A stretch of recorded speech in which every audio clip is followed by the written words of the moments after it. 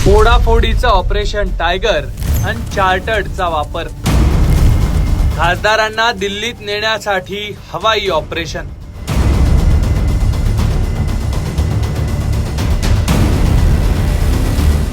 महाराष्ट्राच्या राजकारणात सध्या काय चाललंय याचा अंदाज लावणं हवामानाचा अंदाज लावण्यापेक्षाही कठीण झालंय.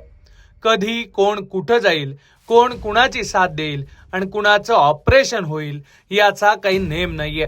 तसंच सध्या दिल्लीपासून गल्लीपर्यंत एकाच नावाची चर्चा आहे, ती म्हणजे ऑपरेशन टायगरची.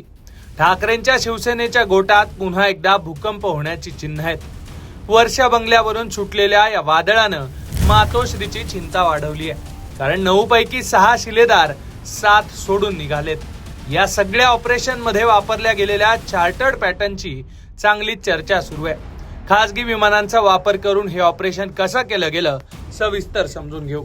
संजय जाधव, नागेश पाटील आष्टीकर, संजय देशमुख, संजय दिना पाटील, ओमराजे निंबाळकर आणि भाऊसाहेब वागचौरे हे सगळे खासदार उद्धव ठाकरेंच्या शिवसेनेचे आहेत, पण ते आता शिंदेच्या शिवसेनेचे होणार आहेत.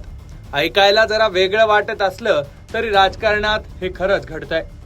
14 जूनला उद्धव ठाकरेंनी मातोश्रीवर घेतलेल्या बैठकीला हजर नसलेले सगळेच दिल्ली वारीला गेल्याची माहिती आहे.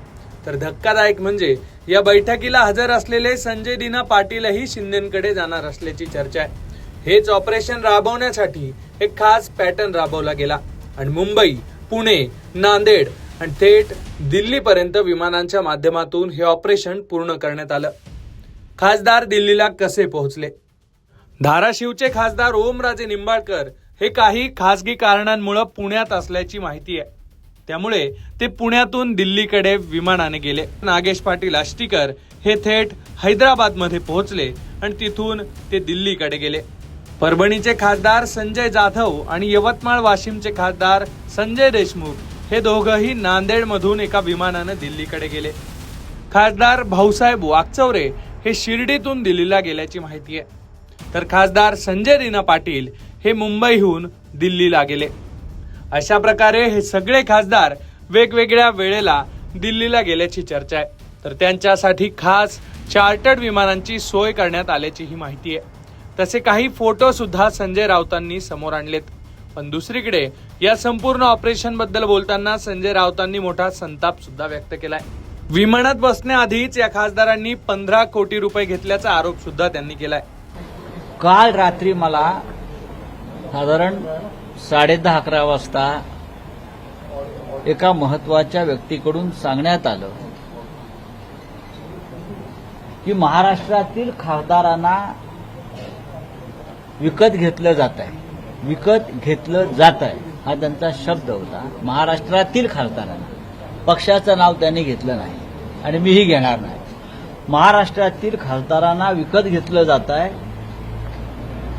मी म्हटलं काय भावाला? म्हणलं काय भाव आहे? भाव काय लागलाय ना?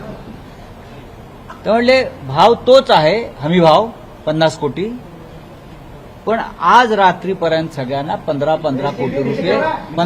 कोटी रुपये त्यांना आज रात्री पोचतायत आणि मग ते खासदार दिल्लीमध्ये येतील, त्याशिवाय ते विमानात बसायला तयार नाही असं मला सांगितलं. याची माहिती मी समाज माध्यमांद्वारे आपल्यापर्यंत पोहोचवली, कारण माझं ते कर्तव्य आहे. येत्या 19 जूनला शिवसेनेचा वर्धापन दिवस आहे. याच दिवशी हे सगळे खासदार शिंदेसोबत स्टेजवर दिसणार आहे अशी शक्यता आहे. त्यामुळे ऑपरेशन टायगर हे यशस्वी झालं की नाही हे त्याच दिवशी स्पष्ट होणार आहे.